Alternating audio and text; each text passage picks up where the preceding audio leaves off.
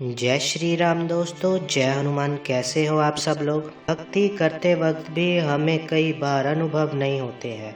क्यों नहीं होते हैं अनुभव? हम तो भक्ति तो कर रहे हैं, नित्य अपने इष्ट आराध्य का सिमरन कर रहे हैं, फिर अनुभव ना होना किस कारण है? कैसा कौन सा कारण है जिसके कारण हमें अनुभव नहीं हो रहे हैं? क्या भगवान हमारी भक्ति से प्रसन्न नहीं है? क्या हम भक्ति कर रहे हैं, उससे हमारी भक्ति में कोई ना कोई भगवान को प्रसन्न करने में कोई कमी रह गई है? अगर ऐसा कुछ है तो आज आपको सारी जानकारी प्राप्त हो जाएगी कि आप जो भी पूजा याचना तपस्या भगवान की करते हैं उसके बाद आपको अनुभव क्यों नहीं होते हैं, किस कारणों से अनुभव बंद हो जाते हैं, और ऐसे कौन से बड़े कारण हैं जिसके अनुभव हो रहे होते हैं और अचानक ही अनुभव होने बिल्कुल ही बंद हो जाते हैं। सारी जानकारी इस वीडियो में आपको प्राप्त होएगी। एंड तक बने रहना अगर वीडियो मेरी अच्छी लगती है, और अगर आप हनुमान जी महाराज के भगत हो तो मेरे चैनल को सब्सक्राइब करना और 25 लोगों तक इस वीडियो को शेयर जरूर करना। देखिए, भक्ति अथाह सागर की तरह है जिसका कोई किनारा नहीं है। जब इस भक्ति के रस में हम डूब जाते हैं, एक होते हैं स्वार्थ की भक्ति, एक होता है निस्वार्थ की भक्ति।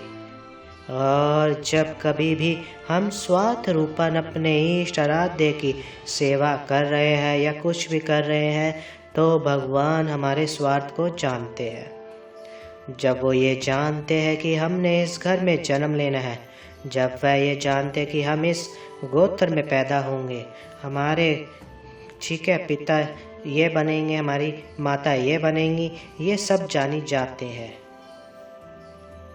तो हमें तो बिल्कुल भी स्वार्थ रखना ही नहीं चाहिए। और हनुमान जी की अगर आप भक्ति करते हो और आपके अनुभव बिल्कुल बंद हो चुके हैं और आपको अनुभव हो ही नहीं रहे हैं, बिल्कुल भी नहीं, तो पहले आपको अनुभव होते थे, तो स्वार्थ की भक्ति से अनुभव नहीं होते। अब आप कहोगे गुरु जी स्वार्थ तो होता ही है, हर व्यक्ति को अपने परिवार में कष्ट ना आए, दिक्कत ना आए, समस्या ना आए, धन दौलत आपकी बनती रहे और आपका ग्रस्त जीवन अच्छा चलता रहे।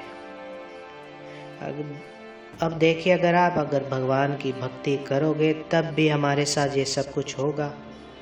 जब हम भक्ति करते हैं तो हमारे प्राणात के जो हमारे पिछले कर्मों के जो उलझे हुए वो सारी भक्ति करने से, पूजा करने से बड़ी तेजी से दौड़ी हुई आती है। और वो दौड़ी हुई आती है तो क्या होता है कि वो धीरे धीरे करवट बनने लगती है, जिसके कारण हमें शुरू में अनुभव हो रहे थे, अब हनुमान जी के अनुभव हो रहे थे। हमें ये महसूस होता था कि कोई शक्ति हमारे साथ है, लेकिन अब ये जो अनुभव है वो बंद हो गए हैं। पहला ऐसा स्वप्न में मुझे ऐसे स्वप्न में दिखता था कि जैसे हनुमान जी मेरे हाथों कि हनुमान जी मुझे आशीर्वाद दे रहे हैं, और आप किसी भी मंदिर में, हनुमान जी की मंदिर में जा कर के आप हनुमान जी को चोला अर्पण कर रहे हो, लेकिन अब ये सब कुछ बंद हो चुका है। अब वो क्या मेरी भक्ति में कोई कटौती आ गई है? आपकी भक्ति में कुछ कटौती नहीं हुई है, आपने स्वार्थ की भक्ति की है, चाहे किसी भी प्रकार की है, लेकिन निस्वार्थ की भक्ति में अनुभव कभी बंद नहीं होते हैं, अनुभव कभी नहीं बंद होते हैं। आपने कभी सोचा है कि जो निस्वार्थ की भक्ति कैसे होती है? ना तो कुछ पाने की इच्छा है, ना कुछ खोने का भय है, जो आप दे रहे हो वो आप ही दे रहे हो, फिर डरना किस बात का? जब मेरे साथ कुछ मैं इतना मानता हूँ कि आपकी भक्ति कर रहा हूँ और मेरे साथ कुछ अनहित नहीं हो सकता। भगवान आपको आजमाते भी है, हर प्रकार की आपकी परीक्षा भी लेते हैं। अब मान लीजिए आपको अनुभव हो रहे हैं, फिर आप अनुभव ऐसे व्यक्ति के आगे शेयर कर देते हो जो आपकी पूजा पाठ को समझ ही नहीं पा रहा। जैसे आपने किसी भी ऐसे व्यक्ति के साथ कहा कि मुझे हनुमान जी के दर्शन हुए हैं, और वो व्यक्ति आपको कहेगा कि भाई सबको होते हैं, तुझे हो रहे हो, पर वो आपको अंतर मन से पागल समझ रहा होगा कि हनुमान जी की आंखें छोटी तुच्छ सी कैसे हनुमान जी को देख सकते हैं, और ये पागल बना रहा है। जिसके अंतर में विश्वास होता है, भगवान उसके विश्वास के रूप में उसको दर्शन देता है।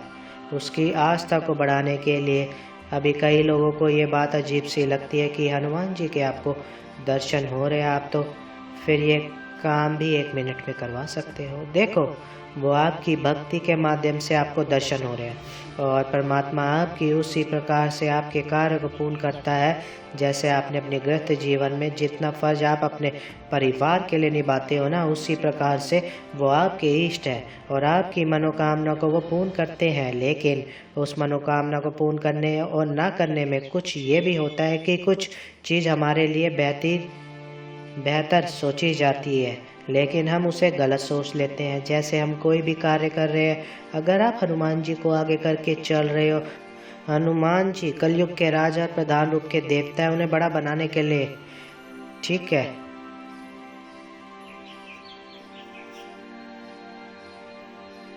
हनुमान जी जहाँ बैठे हो वहाँ पर क्या कोई टच कर सकता है।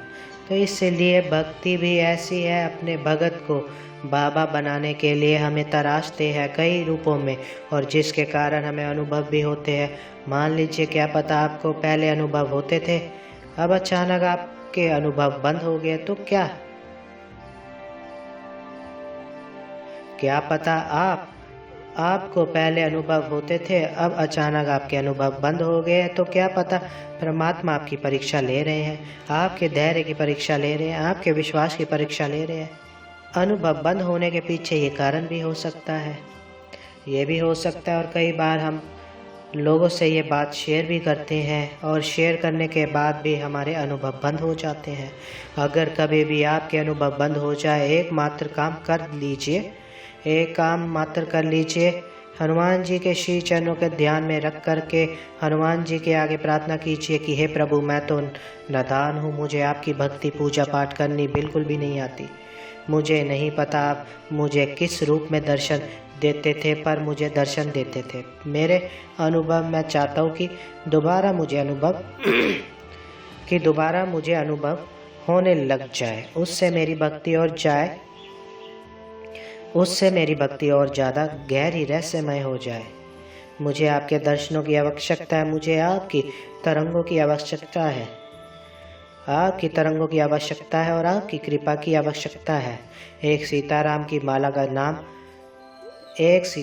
माला का जाप कंटिन्यू प्रारंभ कर दीजिए। 11 दिन के अंदर आपको स्वयं वही अनुभव जो आपके बंद हुए हैं, वही अनुभव जो है दोबारा आपके चालू हो जाएंगे। भगवान के प्रति कड़ी हुई भक्ति निस्वार्थ भाव से कभी भी विफल नहीं जाती है। आपके अनुभव जो बंद हो गए हैं किस कारणवश, वो सब के सब आपको अपने आप ही वो अनुभव, कई बार ये भी लगता है कि हमारी शक्ति किसी ने बंधन में डाल दी है।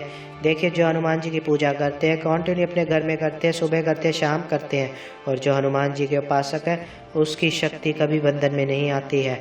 हालांकि जो बांधने वाला व्यक्ति है वह स्वयं बंधन में आ सकता है, क्योंकि आपने रामायण के अंदर देखा था कि जब ब्रह्मास्त्र छोड़ा था इंद्रजीत ने, तो हनुमान जी ने हाथ जोड़ करके उसका मान करके उसके स्वीकार कर लिया था।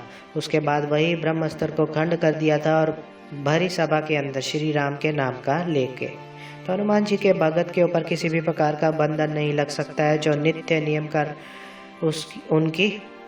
उनकी उपासना करता है। तो ठीक है, तो बोलिए जय श्री राम दोस्तों, जय हनुमान। अगर मेरी वीडियो अच्छी लगे तो मेरी वीडियो को लाइक कीजिए, मेरे चैनल को सब्सक्राइब कीजिए।